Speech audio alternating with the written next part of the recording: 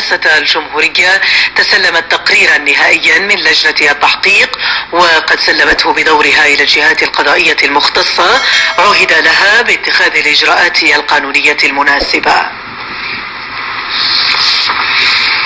هذا وينهي علما وكيل الجمهورية لدى محكمة بير مراد رايس الرأي العام أنه وعلى إثر التحقيق المفتوح في الأحداث الأليمة التي عرفتها مباراة فريق مولودية الجزائر ونظيره نجم شباب مقرة بملعب 5 جويلية، والذي أدى إلى وفاة 4 أشخاص وعدد من الجرحى، والذي باشرته مصالح الضبطية القضائية واللجنة الوزارية المشكلة لهذا الغرض. فقد أمرت نيابة الجمهورية بفتح تحقيق قضائي في هذه الوقائع الخطيرة على أساس الإهمال وعدم الاحتياط المؤديان للوفاة ومختلف الأضرار الجسمانية المسجلة طبقا للمواد 288 و 289 من قانون العقوبات لتحديد المسؤوليات وتوجيه الاتهام ضد كل من يثبت تورطه في هذه الوقائع.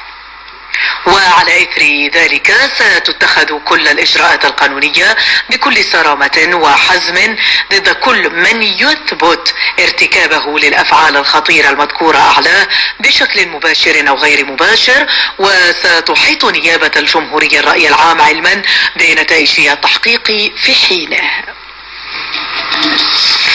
أعلنت اللجنة